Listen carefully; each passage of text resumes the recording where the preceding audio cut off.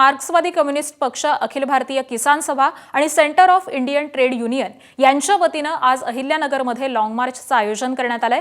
शेतकरी, कर्मचारी, कामगार, श्रमिक हे मोठ्या संख्येनं या लॉंग मार्चमध्ये सहभागी होणार आहेत। थोड्याच वेळामध्ये या लॉंग मार्चला सुरुवात होणार आहे। किसान सभेचे डॉक्टर अजित नवले यांच्या नेतृत्वामध्ये लॉंग मार्चचं आयोजन करण्यात आलंय। शेतकरी आणि कामगारांच्या विविध प्रलंबित मागण्यांसाठी हा लॉंग मार्च काढण्यात येतोय।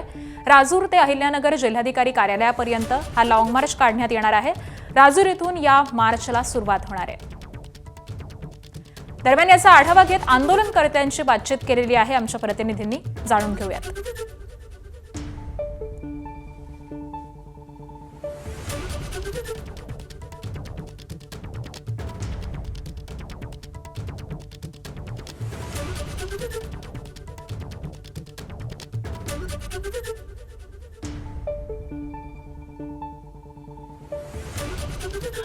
नाशिकमध्ये आणि ठाण्यामध्ये जे 2 लॉंग मार्च झाले त्याच्यामध्ये मुख्यतः वन जमिनीचे प्रश्न आणि कर्मचाऱ्यांचे प्रश्न आम्ही मांडले होते। मात्र कर्मचाऱ्यांचे प्रश्न सुटलेले नाही। तुम्ही आत्ता जे ऐकलं, शालेय पोषण आहार महिलांना दिवसभर राबून 85 रुपये रोज मिळतो।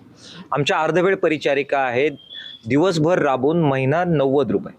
आणि दुसरी शिक्षा यांना अशी आहे की त्यांना 90 रुपये किंवा 85 रुपये रोज मिळतो, त्यामुळे त्यांना लाडक्या बहिणीचे 1,500 रुपये मात्र मिळत नाही।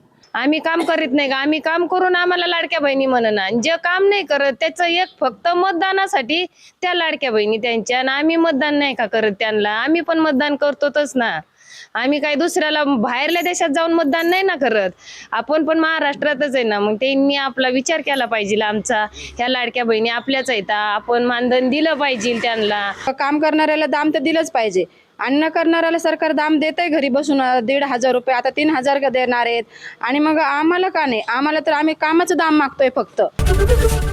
एबीपी माझा, उघडा डोळे बघा नीट।